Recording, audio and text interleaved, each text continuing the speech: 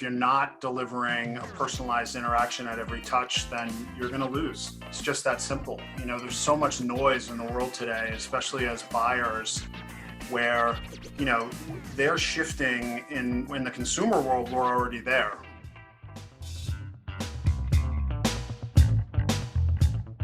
Welcome to the Modern Selling Podcast, where we help the entire sales community to create more sales conversations with today's modern buyer. This includes anyone from entrepreneurs and business owners to sales reps and sales leaders. Each episode, you will hear from sales leaders, practitioners, and influencers to help you find, engage, connect, and nurture your relationships with your buyers. I'm Mario Martinez Jr., your host, and you're now listening to the Modern Selling Podcast.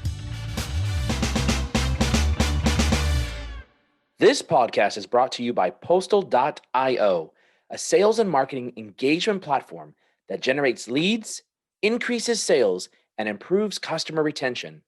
Learn how you can integrate direct mail and gifting into your existing sales strategy by visiting Postal.io. Ladies and gentlemen, welcome to this episode of the Modern Selling Podcast. And I've got with me my friend and the founder as well as CRO of Seismic, Mr. Ed Calnan. Ed, welcome to the show, man. Thanks for having me, Mario. I'm excited to have you here. It's taken a little bit of time to get you on the show, but that's okay. I know you're a busy man, and I'm pretty impressed with all the things you guys have been doing in terms of sales enablement technology, helping sales and marketers, and really focusing in on leveraging content and hyper-personalization. And those are some of the topics we're going to be spending some time on today, is really about sales engagement, sales prospecting, and personalization. And I can't wait for our listeners, and especially the sales leaders, to listen to this podcast. But before we get into that, just do me a favor. Tell us a little bit about yourself. What made you start Seismic? And tell us a little bit of information beforehand, because I know you're a legacy sales leader.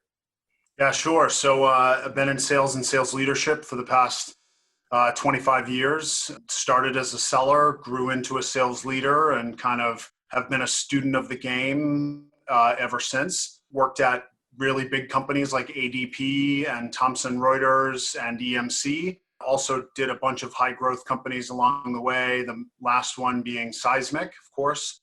We founded the business about 10 years ago, and we're happy to be part of this changing landscape of selling and sales tools and buyer experience. So born and bred in Boston, Massachusetts, where I sit today, and really excited to be here. I think you guys cover some really cool topics, and I'm looking forward to digging in. Awesome. Oftentimes when I talk to folks and they were, born and raised in one city and they're still there today, people always make fun of me because I'm a San Francisco all the way, right? I've been born and raised in San Francisco area, never left. In fact, everybody in my family is still in San Francisco, except I had one person defect from the family and they went to Germany. That's my brother. Just one person, but everybody else is all here within California. And so people always think it's funny that, you didn't leave. No, I didn't leave. I travel everywhere I want, but I just stayed. Like, why do I have to leave? Yeah, why would you leave? It's such a great city. Boston is similar. It's something in the water here where the kids never, ever, ever leave. We might go away for a year or two, but everybody always ends up back here. Comes right back. Exactly.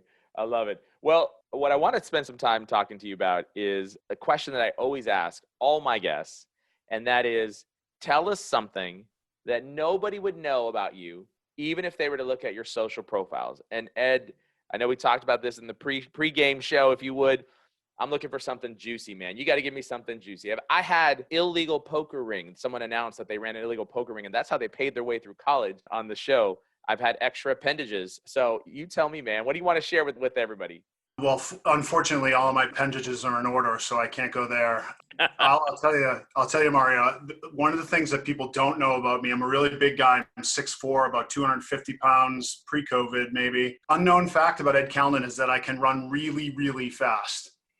So I have wide receiver speed for the NFL around a 4.5 40. Shut up. 4.5 on a 40? 4.5 on a 40. I could do it in the backyard right now. No kidding. Are you an avid runner? Like, do you run regularly, or you just all of a sudden you just got kicks and you can just put the overdrive on? No, I'm not an avid runner, and I'm full of shit too. I can't run that fast. I just Oh. thought it would be funny. All All my right. sales guys are watching right now saying there's no chance that is true. Yes. All right. All right. You had me going there for a second there. All right. So we something special about you is we got comedic value coming from you all the I time. guess so. Yep. I love it. All right. Well, very good. Well, listen, your track record speaks for itself in terms of sales leadership, and Seismic is paving the way from a leadership perspective on what you guys are doing in the sales engagement space, and really sales enablement solutions for helping to improve close rates, delivering on larger deals, and increasing the impact that a seller has with buyers. And it's essentially what we talk about at Vengresso is really about how all the modern buyer has changed, and we as a sales team have to adjust to that. So let's talk a little bit about sales engagement. First off, think about the biggest challenge that I think sellers are having today. If you look at every statistic that's been reported, including our own research that we've done, we say, what's your number one challenge today? And all sellers report prospecting.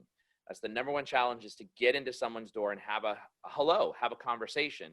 So thinking of that, I know you guys, I know you from your own thought leadership, you've got some ideas on how do we as a sales organization increase sales engagement when we're prospecting. And think of this from the leadership perspective. We got sales leaders listening in there, and that's the same problem that they have. They need more times at bats for their guys and gals on the team. And we're not getting that, especially in this virtualized world when everybody is virtualized.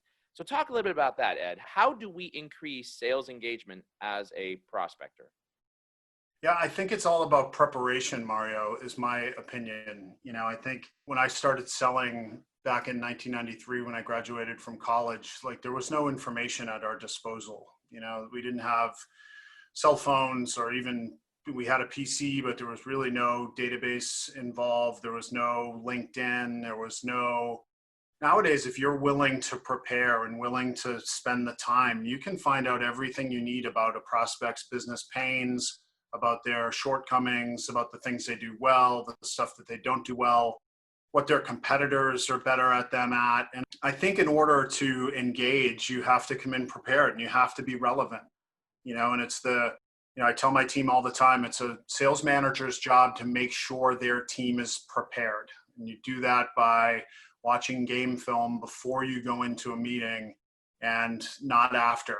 And there's so much information available to leaders and reps now that if you're not taking advantage of that to differentiate yourself between you and your competitors, you're going to lose more than you win. It's a great answer. As you know, we preach all about personalization. In fact, we have our PVC sales methodology, which really focuses in on the P for personalization. And one of the things you mentioned is about being prepared and having relevant information so that you can engage with your potential buyer. That's during a conversation, but also I think this skill that you're talking about in terms of preparation is also the skill that's required on the prospecting side of the house, right? And that's what you're talking about as well, is being able to be prepared and understand who's my buyer, what are their needs, what are the specific things going on in their company, and what are they talking about on social. And as we know, social engagement on the B2B side of the house has gone up dramatically. Just looking at even LinkedIn's usage alone, because more people are out there looking for solutions and information, especially in this COVID-19 world or in a virtualized world. And I think a lot of the companies that are out there that do, for example, sales cadence tools, they're phenomenal tools. And some of them are our partners. But we have this idea in our mind, both sales leaders and reps, and I'd love to get your response on this. We have this idea that if I hit the magic button, then I'm going to be able to hit my quota. It's going to have the 15 different emails it's going to spit out every single time, and it's a consistent approach. And inside of there, it's going to be a connection touch point on LinkedIn, and then it's going to be some generic video that's out there, and it's going to be like, hey, did you forget about me? I'm going to put this at the top of your email box. And it just keeps boom, boom, boom, boom, boom, going right out to a buyer, and that we think that's prospecting. Is that prospecting? Is that what we consider prospecting? Talk about that. I'm very fond of some of the companies you mentioned. There are partners as well. And I think that they do serve a purpose, right? So it's an easy way it's a more automated, more efficient, easier way to get all of the reps headed in the same direction. I think, right? So it's easier than manually training people and manually going through all that stuff. However, there is a point where the systems end and the people need to take over, right? So I can't delete emails fast enough when they hit my inbox and say, can you tell me a little bit about your business? Or are you experiencing these challenges? Or do you have 5 minutes to tell me what your business pains are? Those get deleted first, and I delete a lot of emails. However, I always make it a point at least once a week to take a call from a BDR from whatever company it is that has thoughtful prospecting, because A, I think it's good sales karma for the universe. And B, I like to reward creative young people who are trying to get the mind share of leaders. And the ones that hit me the most and resonate the best are the ones that say, hi, Ed, I know who you are. I have a really good understanding of what your business problem might be because I've solved it for other CROs at high growth SaaS companies. And here's proof. Right? So I think I understand your business problem. If you're like these few customers that I've worked with, you're feeling similar pain. And here's what I did for them. They took a call, they experienced 3x gain, or they saved a couple $1,000,000 or whatever it is. You know, I tell the reps all the time, like, we're not selling long distance service to consumers, right? We're not smiling and dialing in the phone book. If you're prospecting correctly, you're calling people that you know have a business problem. So don't ask them what their problems are. Tell them what you think they are, and then prove that you understand what they're going through. I love what you said, and it tees up the next question that I had for you. And we'll spend some time talking about this in terms of the personalization and what we even teach as well in our own training programs for Vingresso. But talk a little bit about the role of personalization and what role does personalization play in attracting today's modern buyer? And you started going down this path, I'm pretty positive, based upon the power of some of the tools like SalesLoft and Outreach, right? Or Zant. They're super powerful tools, but there does come a point in time where we have to start thinking about how to humanize this engagement, if you would. So what role does personalization play in attracting today's modern buyer? And I think seismic also plays a big component in this as well.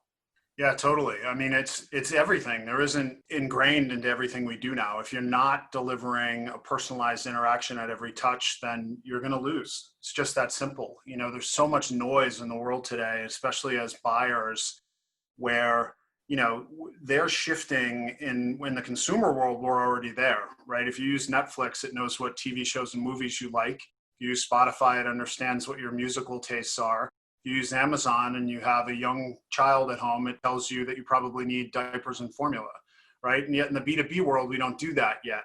We're starting to get there, but with all of this data at our disposal, there should never be a question about what resonates with what buyer persona at what stage of the sales cycle. The machines should do all that work for us. Like we talked about at the beginning of the funnel with Outreach and SalesLoft, trying to figure out who's ready and who's ready to engage. Once that happens, we can push that information into systems that help the sellers tell the right story at the right time. And what that is really simple, in my opinion. It's, again, goes back to the fundamental base of all the things we're trying to do, which is, I understand you. I think I know what pain you have. Here are other people that looked like you and did the same job as you. And here's proof that I can help if you give me money. And most sellers don't do that. Most sellers, I think you really, in the attention span of today's buyer, you have to show up informed. You look at all of the research, Forrester, Gartner, Serious Decisions all say that 70% of the sales cycle is done by the time a seller is engaged, right? So that's a lot different than it used to be. Salespeople were teachers and keepers of information and educators back in the day. Now, you walk into a room or you get on a Zoom like this nowadays, and your buyers know who you are, who your favorite customers are, which customers don't like you, who your competitors are, what the pricing is. All that stuff is done by the time you show up. And if you start at square one and you're cookie cutter, it's just not the right way to do things. Yeah, it's a valid point. In fact, you were talking earlier about when BDRs reach out to you specifically, and you try to take one call each week.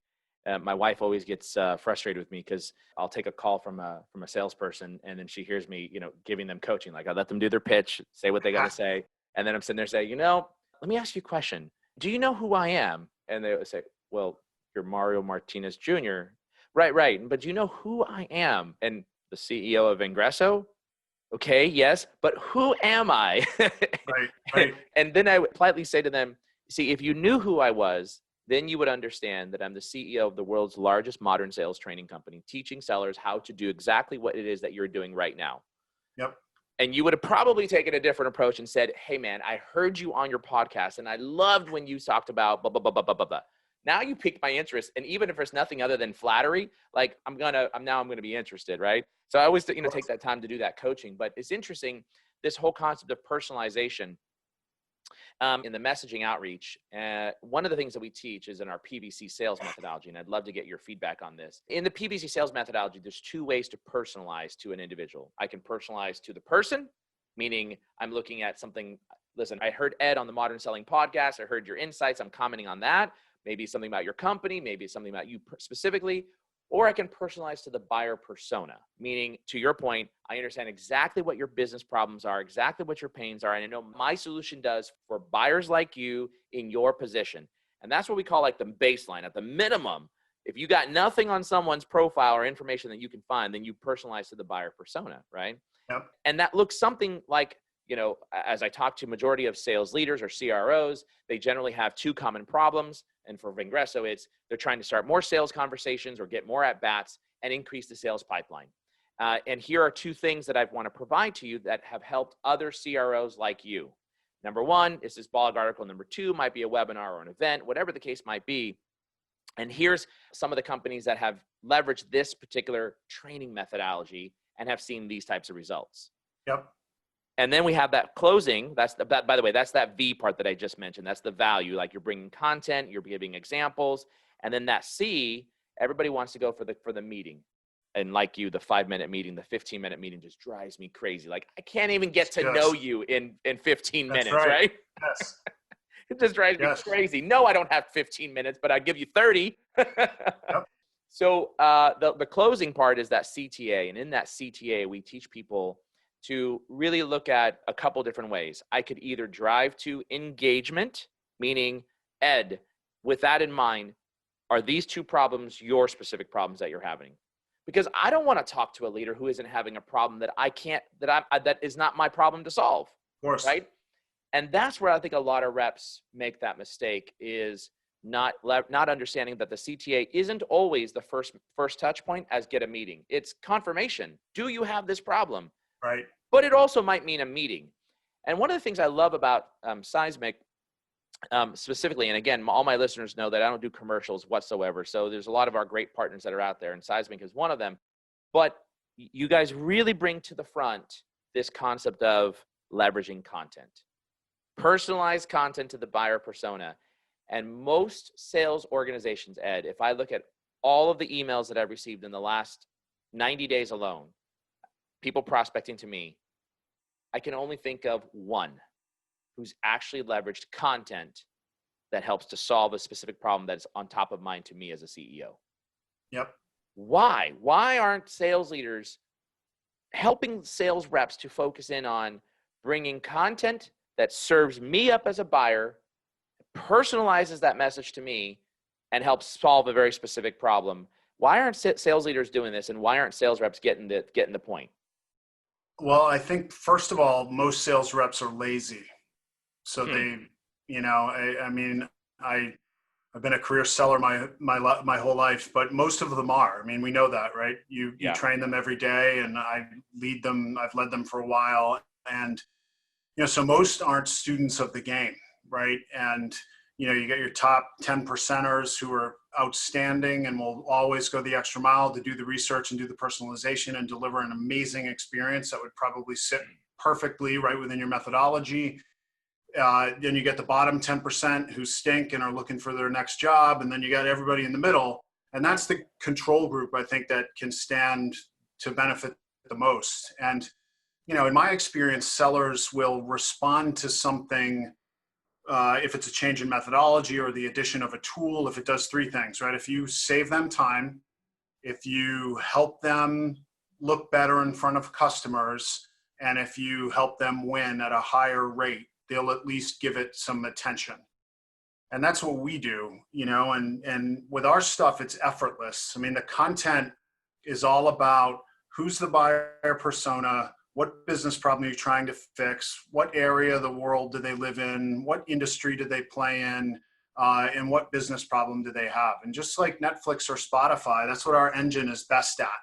It's you start off with a profile in Seismic, and your profile gets smarter every single day. So when I sign up for Spotify, I say, I was born in 1971. I graduated high school in 1989. So I like cheesy hair metal and hip hop, right? And so that's where I start. But over time, it sees the selections that I pick, and the algorithm gets smarter and serves me smarter things based upon my peer group, based upon all of those factors. So that's, I think, really the opportunity to use modern technology, whether it's our stuff or someone else's stuff, to get better and make it effortless, and just have the content kind of find the reps versus the other way around. Because we know they're lazy, we know systems are confusing, and if you leave it up to the reps, you're not going to achieve the results you want. However, if you can use technology to make it super simple for the reps, and the content finds them at the right stage of the journey for the right buyer at the right stage of the sales cycle, everything magically opens up. And those interactions become personalized. Because if you're a rep and you have half a brain, and I say, hey, here in your CRM system, I know you're going to talk to Mario, I know CEO of the world's most progressive sales training organization, right? Just like that BDR should have known. And Seismic says, hey, dude, here's someone like him. We work with 4 other sales training companies.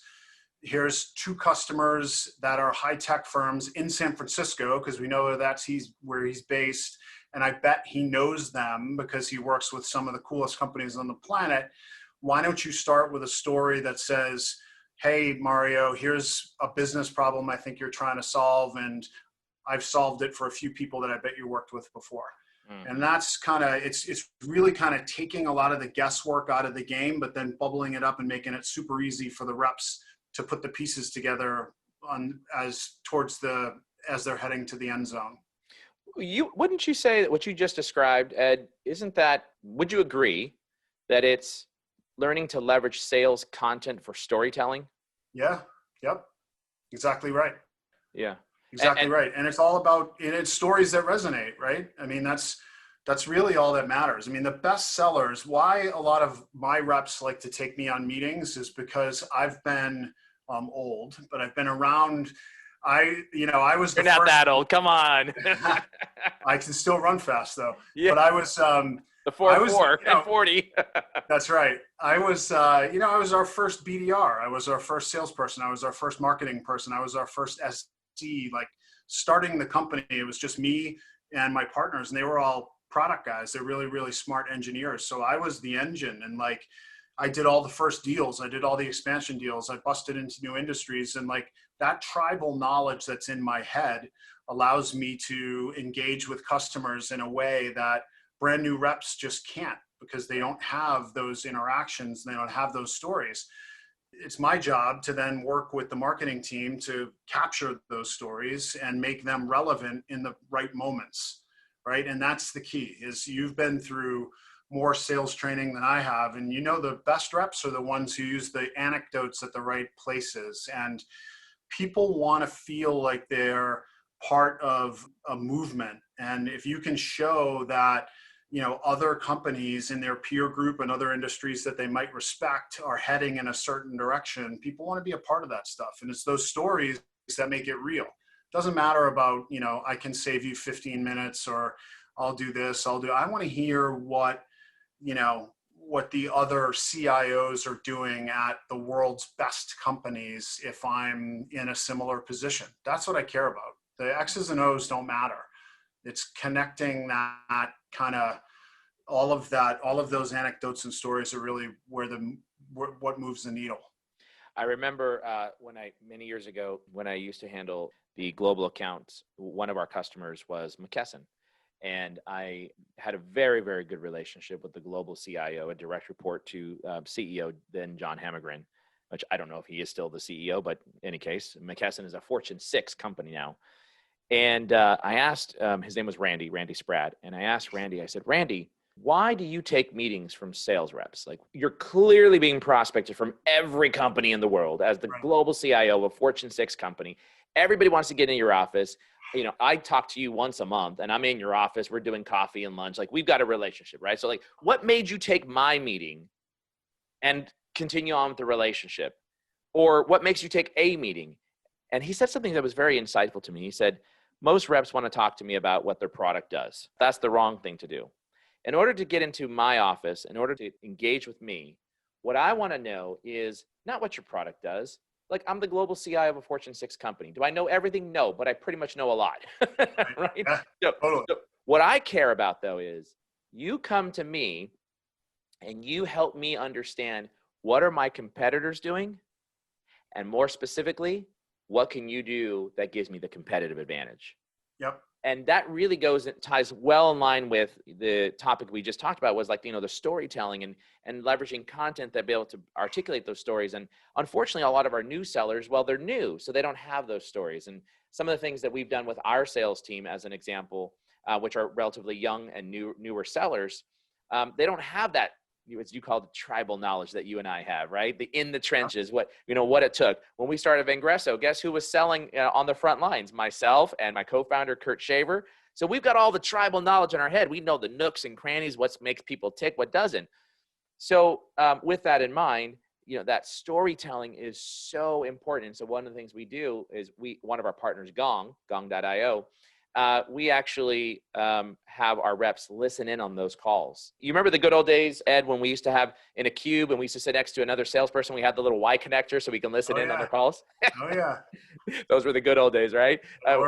We don't have a Y connector except for our Gong, right? Gong would be, in this case, Gong, or there's Chorus that's out there. But those are the platforms that now are that, quote, Y connector. And if you can sit there and listen, then you can develop that storytelling capability as a rep, of which a lot of people don't do. And I always tell our reps, hey, listen, if you aren't talking to yourself in the bathroom, in front of the mirror, or in the shower, or while you're driving to work, or you're driving by yourself, if you're not talking to yourself, then you're not growing. You got to talk to yourself and tell these stories. When you hear them, if you hear me or if you hear Ed tell a story, guess what? You're going to tell that story if it was your story when you're talking to that prospect. Totally. Yeah, I love the folks over at Gong. They're one of our favorite partners. And Ryan, their CRO, invited me to speak in a panel last summer at their event. And it was a great event. And we were lucky because we were the last session before Steve Kerr went on to speak. So felt like the audience was a little let down when we left and he came on. No, I'm only kidding. He was fantastic. But I was there at the event. Oh, all right. Yeah, he was terrific. What a great guy too. And I remember, I think it's all about getting to the point, right? Our jobs are different. When I was working at EMC years ago, we had an entertainment account that we had to hit monthly. So we had to spend a couple grand a month entertaining our customers to keep them engaged, right? Mm-hmm. We've moved far away from those old days, and now we're in a place where we can't even have a beer or have a coffee together. It's this, right? So it's all about substance versus style. And, one of our board members was CIO at General Electric forever. Just sounds like your guy at McKesson, big shot job. He also ran M&A for a while there. And he told me a story once. He said he loves sellers that, like you said, that help me understand what my peers are doing, help me understand where the industry is going.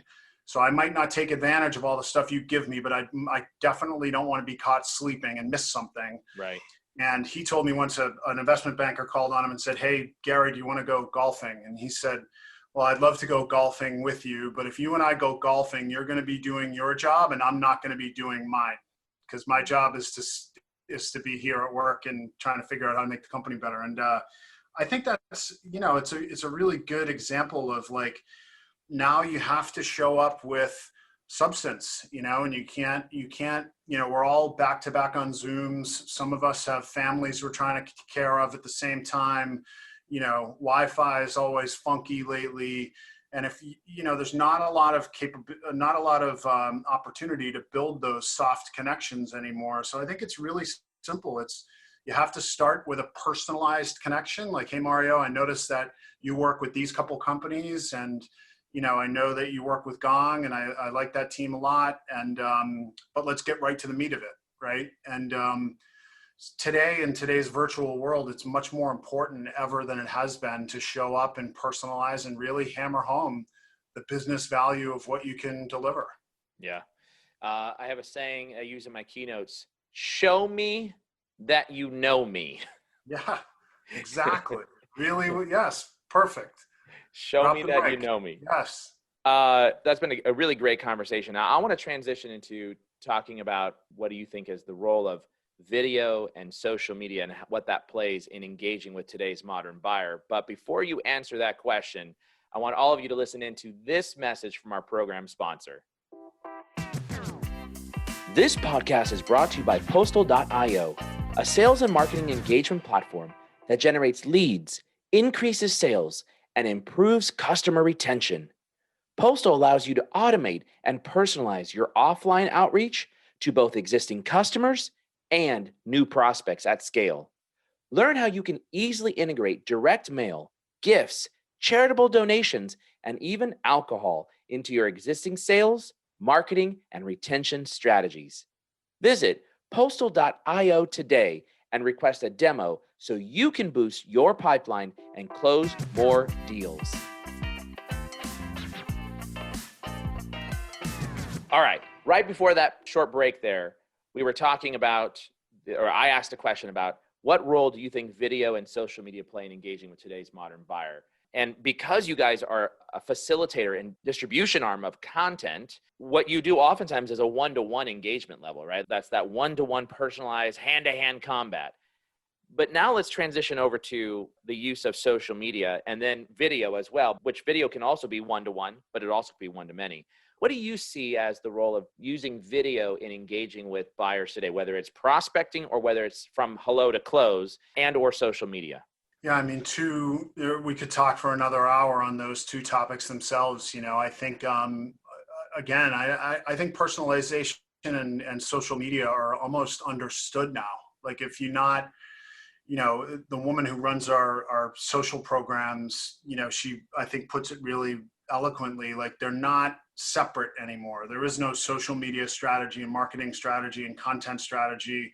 It's all interwoven. And if as a salesperson, you don't portray yourself on social media as an expert, you're going to get left behind. It's really just that simple. You hear it's our job to engage with buyers. And if you're targeting executive buyers, they have hundreds of emails per day. And I don't even pick up my cell phone anymore because the robocalls are out of control. And that's the way to engage and educate the marketplace. And our best sellers are absolute masters at the social game. One of our sales reps, his name is Evan Kelsey. He is the most creative, thoughtful, excellent salesperson using those tools that I think I've ever worked with. He's phenomenal. Every touch with an executive buyer includes a piece that they saw or something their peers were doing or a book they might be interested in, and all driven by social. With the video component as well now, here we are 6 months into this mess, and there's no other way as well. I mean, we do dry runs a lot. We've been using some downtime to retrain our sales team and dry run with our field execs and our SEs. And the first thing all of us do when we're on the role plays is if the video's not on, it's stop. Like we sent kits to our SEs with ring lights and boom mics and better PCs and better webcams to make sure that their video experience is excellent. The SEs are the most important storytelling team in an enterprise software company. And if their video doesn't look great, then people aren't going to be engaged. And I think, using video content on social media for like little bits and bytes is an essential component as well. But I think it's all interwoven. There is no ifs anymore. If it's not a part of your game, then, you're just falling behind. You're going to look old. I like what you said. You're going to look old. I was recently in a conversation and a sales leader said to me, I know that we need to be there. It's just, it's a little distracting having to think about, using social and using video. And plus I've got the phone and I've got email. and it's a little distracting. And I just simply said, I can't help you as a leader if you can't figure out that the world has changed. Right. I can't help you. So I did something that was like the unforgivable. And it was the wake up call. And I hope it works. I hope we land a deal out of this. But what I said is, look, if you haven't figured out yet that your reps need to be using every arrow in the quiver, not just one, not just two, but I'm here to tell you that you're going to be obsolete in 90 days. You'll be fired. You'll be terminated. Your CEO will see no relevance in you because you're not making your plan and you're not making your number. Unless, of course, you're a Zoom collaboration company where the business is coming in as a result of COVID, right? Right. So, That's right. So unless you've got that, then man, you're obsolete. And I can't help you if I'm still trying to convince you that the world has changed and we have to have a digitally engaged, socially engaged, video centric, mobile attached buyer that is engaging with our sellers. Like, I don't know what to say to you, man. I think that's great advice. Like, it's game over right there. It's just, I mean, that's good coaching on your part. Like, there is no maybe. I heard someone say the other day, well, I'm just not really a LinkedIn guy. And I was like, well, you're a dinosaur then. Like, how do you not, like, that's our job. Our job is to educate people on the right way to do things. And, that's one of the most powerful mediums to do that. Exactly. Yeah. And, speaking of, you mentioned your rep that you were talking about earlier was Evan. Yeah, Yeah. Evan. So let's make sure we get him on one of our Vingresso lives. We have a weekly Vingresso live to showcase stories from the trenches of what sellers are doing to succeed. I'd love to get him on our Vingresso live with Vivica von Rosen. So I know we're kind of coming up on time here, I think, and we're getting close. But one of the things as I think about this topic that we've been spending some time on, how can leaders better equip their sellers today to capture that buyer's attention? And you talked about what you guys did, which is setting out a kit. You got the ring light, make sure video's turned on at all times. And those are some basic blocking and tackling, right? If you're not doing that, then Right. I don't even know what to say to you. But moving beyond that, what does that formula look like, right? How do I go about putting modern tools and modern technologies and then training my sellers to leverage these things? What's that formula look like for a sales leader? Yeah, I think it's all about stories. It's all about stories that resonate. It really comes down to that. If you need to show up and be prepared and to prove to the buyer that you really understand their pain. You need to give them examples that they're going to care about, like your guy at McKesson you mentioned. Educate me on what the other CIOs in my space or the other most progressive CIOs are doing. And, that's the way you can help to build credibility and to also grab people's attention. They don't care about the bits and bytes. They care about the big picture stuff. They care about how can they be more competitive and how can they win more and how can they distance themselves from competitors.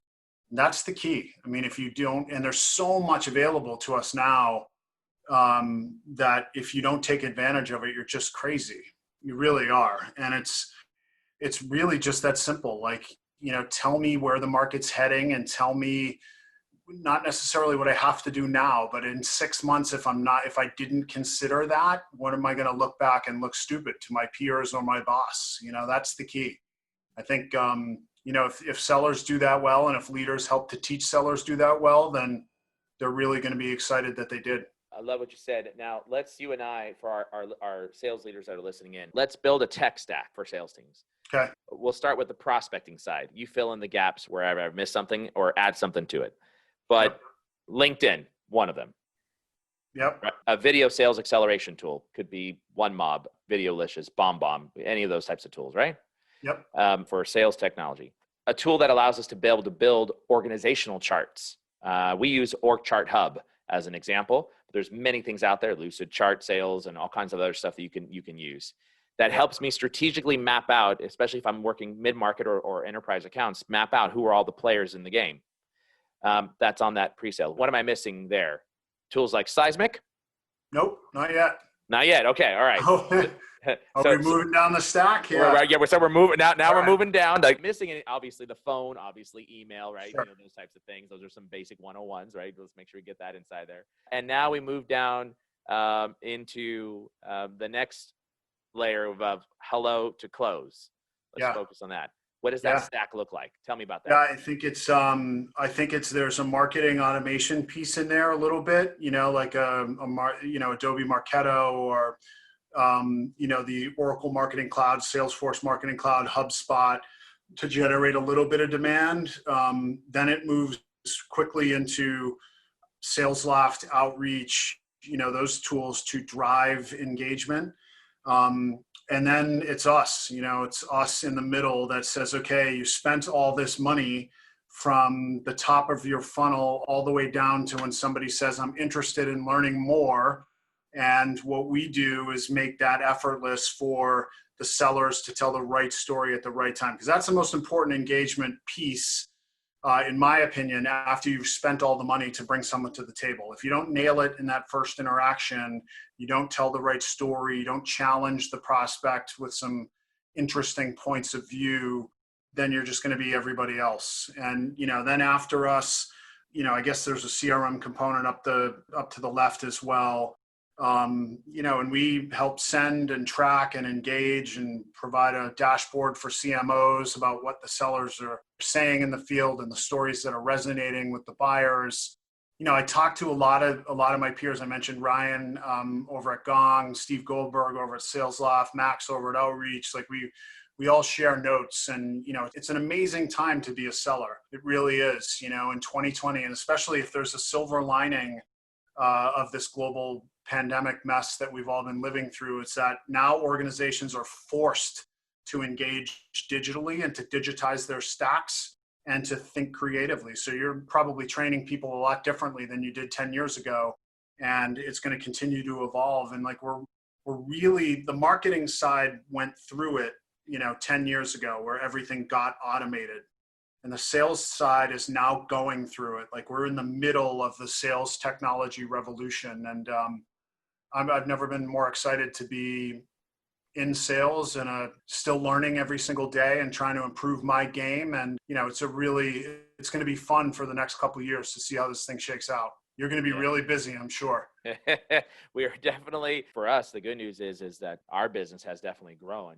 And I made a prediction along with my fellow co-founders as well of the company 3 years ago, a little over 3 years ago when we started Vingresso, that the world would go completely virtual, and that we needed to be able to bring virtual training as the primary training methodology. But more specifically, when it went virtual, all of our sellers needed to be able to have digital sales training skills. How do I engage with on social? What do I say? What's the right way to be able to engage? What do I look for? You talked about this earlier. We talked about it as a 3x3. Understand 3 things about this particular buyer in 3 minutes before I actually pick up the phone and call this person, right? Right. We look at it on video. We've got 1 minute long videos, but do sales leaders know that you've only got 7 to 15 seconds to capture your attention for me to keep watching that video? Right. So what do I say and do in those 7 to 15 seconds, right? So those are the types of the skills training that we bring to the market. And fortunately, I predicted that it would be a 5-year-long plan before the world went virtual. Now, of course, I didn't predict COVID, and I would never I would wish this on the world, but it came earlier. So for us, it's been good. And going back to some of the tools, as I look at building out some of the tools and technology, I failed to mention on the prospecting side, we need tools like Seamless.ai or Zoom Info that help us be able to find contact information and phone numbers. But now if I look at, we've just built the pre-hello and the post-hello tech stack. There's a layer on top of that goes across both of those 2 segments. And there's a couple things that I think that are super important. It'd be also tools like Postal.io as an example, or Sendeso, which allow me to be able to engage on the front end as well as throughout the sales process with direct mail or gifts and those types of things. And by the way, you said it earlier, we can't go golfing anymore right now, right? That's right. So, and then we've got Gong.io. There's Chorus inside there. And there's also tools like Everyone's Social, and those are employee advocacy tools that allow me to share content out to the internet and track that.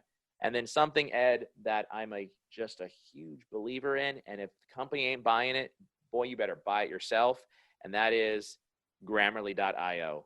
Grammarly just makes sure it corrects all my spelling, all my grammar, all my punctuation, and all that good stuff. And you don't know how many messages I see on LinkedIn and on email that you're like, look, man, I'm no English major and I suck at writing. I'm a speaker. That's why I have a content writer, but I can look at this and I'm like, that was bad. It's painful. It's painful to watch. Exactly. Yeah, I think, a couple of examples as we close up, like I think your prediction 5 years ago is going to pay off, because we have one customer who sells retirement plans to teachers. And I talked to their CIO last week, and he's planning for a world where they never get to go see a customer again. And so their sales medium was setting up a table in a high school cafeteria at lunchtime and talking to teachers as they walk by. Yeah. And Wow. now, imagine that. So that's their engagement point. Now we're trying to figure out how to get the students back into the school. There's no chance that the retirement plan salesperson's getting in that building anytime soon. Exactly. We also have a big medical device company who's one of our clients that's doing the same thing. They used to go into the operating room with the surgeons and talk to them about the devices they were using. Now, no chance. So as salespeople now are further pushed back, I think that training that you offer would be incredibly valuable to try to figure out how to bridge that divide. And that's talking about bringing a lot of old school sellers right to the new school in record time. Exactly. And, people need that stuff. My suggestion is to call up Mario, because you just can't fake that. Like, you need an expert to teach the team how to do it properly and how to get into the modern era. I love that. I'll take that recommendation, bro. I'll take that. Right on. We love it. I want to close with, this, and we could probably spend a whole nother hour on this topic of conversation. And we'll see what we can do with this in just the next few minutes here, because we're running short on time. But everything that we talked about today in relation to using content, storytelling, personalization, it requires a three-headed team: marketing, sales enablement, and sales leaders and reps, quite frankly, to execute on plays. Without those three groups working together, I don't think that sales teams can be effective today in today's virtual selling world. Would you agree that we've got to have full alignment between these three different departments and organizations?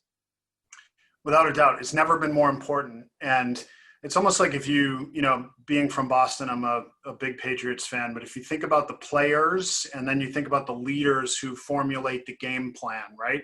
So every single week in the NFL, you have a different opponent, you have a different game plan.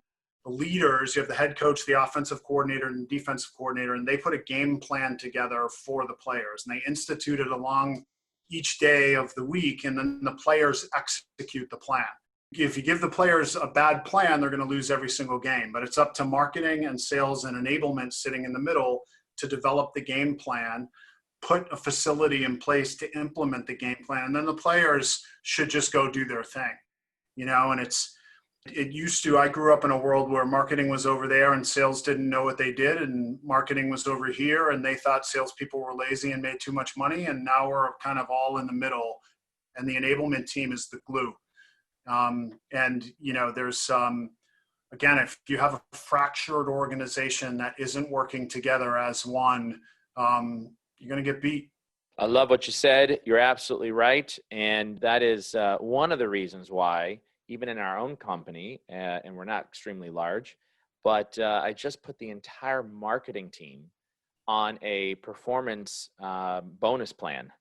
And that performance bonus plan, they're going to get a 30% increase in compensation if they hit 2 targets. Wow. 60% of that 30% that they get as a bonus, paid biannually, is based upon hitting a conversion metric from the website to SQL. 60%. 40% of that 30% is based upon sales hitting their number. And imagine that, exactly. Yeah. And that's the idea in our sales operations and enablement team. They just went on a commission-based plan as well, right? If you're not doing the right things in terms of operationalizing process, playbooks, procedures, and those types of things, then the salespeople don't succeed. You're going to get dinged from an extra compensation perspective. And the same with marketing. If all you're doing is bringing out crap leads to the wrong buyer persona, and you're not driving leads and the sales team's not successful, you got to have skin in the game. And guess what? If you're not performing on a quarterly to 6 month long basis, you're out, just like a sales rep is, right? Like, That's right. there's no longer the ability that a marketing team can sit just back and be there in a year or 2 year long position and not have produced results. No, our results are based upon a quarterly sprint, period. And if you don't meet that goal on the quarterly basis, and certainly by the 6 month time frame, you're out, just like a salesperson is. I think we're a long way from billboards and magazine ads for the marketing team. Now it's all about cash. You got to find that money and get the revenue in the door. It's just the way it should be. We're all aligned and we're all on the same team and we're all trying for the same outcomes.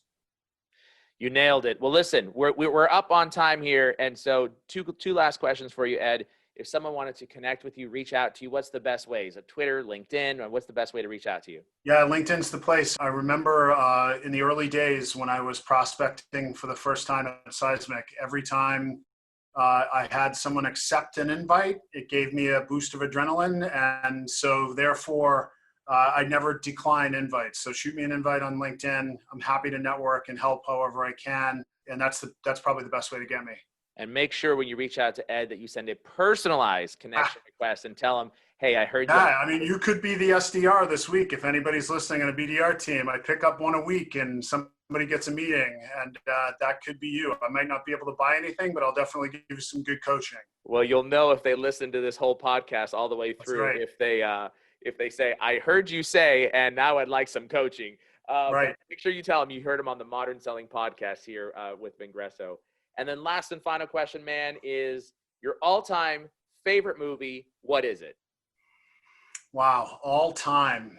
I would have to say The Empire Strikes Back is my favorite movie of all time. The Star Wars was the original. A New Hope was the first one I ever saw in the movie theaters in 1978, and Empire was the best in that installment. So I'm gonna go. That would be number one. It's a long list. I love movies and I enjoy all different types, but that would be it. There you go. You take me back to our days of Goonies and E.T. and yeah. I asked some of our millennials, hey, have you ever seen the Goonies? And they're like, the Goonies? What's the Goonies? E.T.? E.T.? What's E.T.? Okay, you guys are too young. That's right. At any rate. Man, it was great having you on the show. I appreciate your insights here. For all of you listening in right now, don't turn that dial. We've got a very important message for you right now. Don't forget to visit postal.io to learn how you can integrate direct mail and gifting into your existing strategy. Postal.io is a sales and marketing engagement platform that generates leads, increases sales, and improves customer retention. Thanks for listening to the Modern Selling Podcast. Please do me a huge favor and give the Modern Selling Podcast a rating and review on iTunes. I would appreciate it. Also, if you want to easily find our show, just go to themodernsellingpodcast.com. Hey, since you'll be on our site, be sure to check out our Modern Marketing Engine podcast hosted by my co-founder and CMO, Bernie Borges. Thanks for listening in, and until the next episode, good selling.